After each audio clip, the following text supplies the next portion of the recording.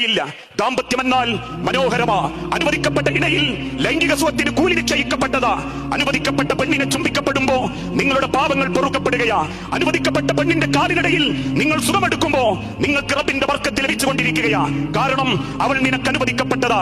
പകരം മറ്റൊരു പെണ്ണിനെ നീ തെരഞ്ഞു പോയാൽ, മറ്റൊരു പെൺകുട്ടിയെ നീ അന്വേഷിച്ചു പോയാൽ, ലോകത്തിന്റെ പ്രവാചകന്റെ അരികിൽ വന്ന് നബിയേ, എനിക്ക് വ്യഭിചരിക്കണം, വ്യഭിചാരത്തിൽ നിന്നും മാറാൻ തോന്നുന്നില്ലെന്ന് കണ്ണുനീരോടെ പറഞ്ഞ സ്വഹാബിയോട്, നീ ആ വ്യഭിചരിക്കുന്ന പെണ്ണ് നിന്റെ ഉമ്മയാവാം, നിന്റെ പെങ്ങളാവാം, നിന്റെ മകളാകാം എന്ന് തിരിച്ചു പറഞ്ഞ് ദാമ്പത്യ കുടുംബ ജീവിതത്തിന് ലോകത്തിന്റെ സമാധാനത്തിന്റെ സന്ദേശം ഓതിക്കൊടുത്ത നവോത്ഥാനത്തിന്റെ മാതൃക പരിശുദ്ധ ഇസ്ലാം എക്കാലഘട്ടത്തിലും പഠിപ്പിച്ചു.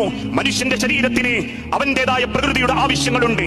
അല്ലെങ്കിൽ ജീവിതത്തിൽ ഒരിക്കലും നിങ്ങൾ വിവാഹം കഴിക്കാത്ത അവസ്ഥയിലേക്ക് പോകാൻ പാടില്ല. ശാരീരികമായും മാനസികമായും നിങ്ങൾക്കതിലേക്ക് എത്തണമെങ്കിൽ നിങ്ങളുടെ സൃഷ്ടാവ് കാണിച്ചു തന്ന ദൈവീക പാത നിങ്ങൾ പിന്തുടർന്നേ മതിയാകൂ.